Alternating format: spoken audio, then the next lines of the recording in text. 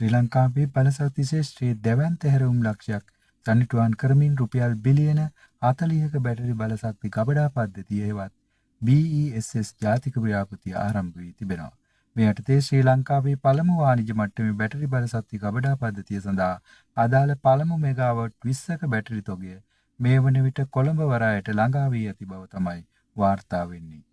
මේ එකම ප්‍රදේශයකට සීමා වූ ව්‍යාපෘතියක් නොවන බවත් දිවයින පුරා විදුලි බල පද්ධති ශක්තිමත් කිරීම සඳහා ක්‍රියාත්මක කරන ජාතික මට්ටමේ විශාල වැඩසටහනක් ලෙස තමයි මේ හඳුන්වන්නේ.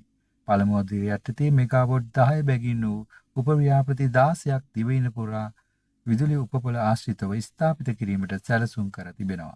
ඊයේ 23 වෙනිදා කොළඹ වරායේ මුදා හැරුණු පළමු බැටරි පද්ධතියත් සමග මෙම ව්‍යාපෘතියේ නිල ආරම්භය සනිටුවන් වුණා. ඉදිරි මාස කිහිපය තුළ ගාල්ල සහ මාතර උපපොළවල් වෙතද මෙම පද්ධතිය සම්බන්ධ කිරීමට නියමිත අතර දෙවන අදියරේදී බස්නාහිර දකුණු සබරගමුව මධ්‍යම ඌව සහ නැගෙනහිර උතුර ආදී පළාත්වල මෙම පද්ධතිය තාක්ෂණය ව්‍යාප්ත කිරීමට බලාපොරොත්තු වෙනවා. පන්නිපිටිය හොරණ කොස්ගම පානතුර අම්බලන්තොට සහ අම්බන්තොට ඇතුළු ප්‍රදේශ ගණනාවක් මේ සඳහා ඇතුළත් වෙනවා. මෙම ව්‍යාපෘතිය යටතේ උපපොළ 19ක් කරා සමස්තයෙන් මෙගාවොට් 259ක බලශක්ති ධාරිතාවක් ලබා ගැනීමට අපේක්ෂා කරනවා.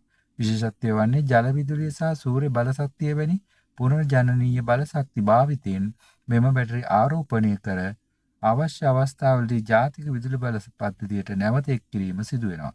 විශේෂඥයන් පෙන්වා දෙන්නේ මෙය අනාගතයේ විදුලි කප්පාදු අවම කිරීම, පුනර්ජනනීය බලශක්තිය භාවිතය වැඩි කිරීම සහ ස්ථාවර විදුලි සැපයුමක් ලබා දීමට ඉතා වැදගත් වන පියවරක් බවයි. ඉතින් මේ වගේ තොරතුරු ඔබටත් දැනගන්න අවශ්‍ය නම් මේ channel එක subscribe කරලා තියාගන්න, අනිත් අයට දැනගන්න share කරන්න කියලා ඉල්ලීම් කරමින් සමු ගන්නවා. නැවතත් මෙවැනි තොරතුරු ඔබට